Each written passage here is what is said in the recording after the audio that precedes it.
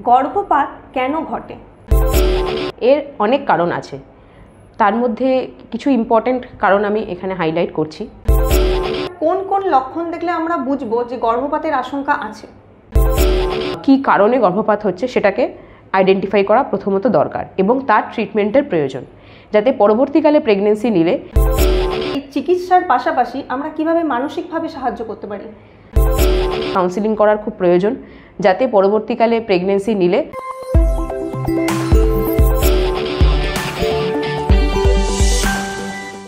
নমস্কার, গৌরী দেবী হসপিটালসের পক্ষ থেকে আমি মোনালিসা, আর আজ আমার সঙ্গে রয়েছেন renowned gynecologist and obstetrician doctor Priyanka রয়।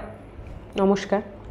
তো ম্যাডামকে যখন আজকে আমরা আমাদের মাঝে পেয়ে গেছি, তো ম্যাডামের কাছ থেকে জেনে নেব যে গর্ভপাতের কারণ ও তার মানসিক সহায়তার ব্যাপারে।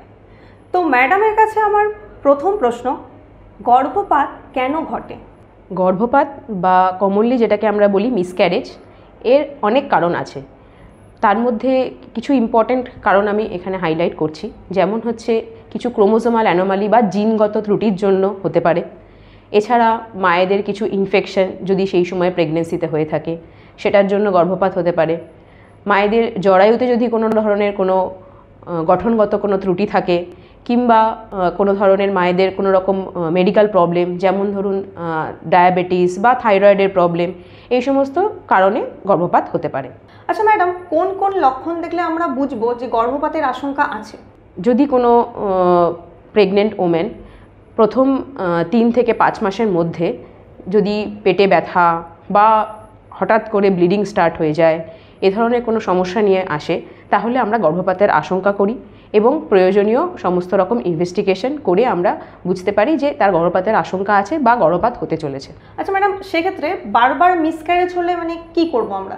যদি দুবার বা তার বেশিবার পরপর গর্ভপাত হয়, সেক্ষেত্রে আমরা তাকে বলি রিকারেন্ট প্রেগনেন্সি লস।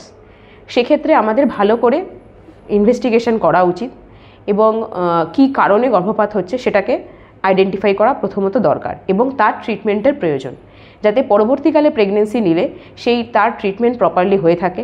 এবং অনেক ক্ষেত্রে আমরা প্রতিকার করার জন্য কিছু কিছু ওষুধ এবং কিছু কিছু জিনিস আগে থেকে রোগীকে বলে দিই, যাতে পরবর্তীকালে গর্ভপাতের রিস্কটা কমে আসে। এই চিকিৎসার পাশাপাশি আমরা কিভাবে মানসিকভাবে সাহায্য করতে পারি?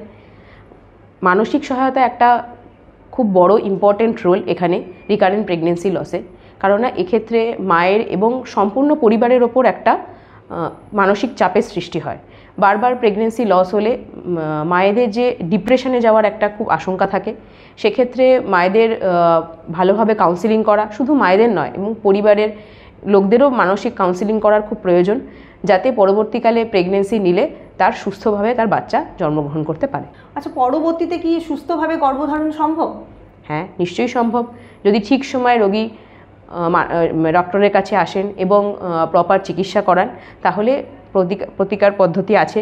সঠিক ওষুধ, সঠিক মানসিক সহায়তার মাধ্যমে আমরা পরবর্তীতে সুস্থ প্রেগনেন্সি তাকে দিতে পারি। থ্যাংক ইউ, অসংখ্য ধন্যবাদ ম্যাডামকে। আচ্ছা, আপনাদের যদি কোনো রকম বক্তব্য থাকে বা জিজ্ঞাসা করার কিছু থাকে, তাহলে আপনারা অবশ্যই কমেন্ট করতে পারেন এবং নিচে দেওয়া হেল্পলাইনে ফোন করে সরাসরি যোগাযোগও করতে পারেন। ভালো থাকবেন, সুস্থ থাকবেন, ধন্যবাদ।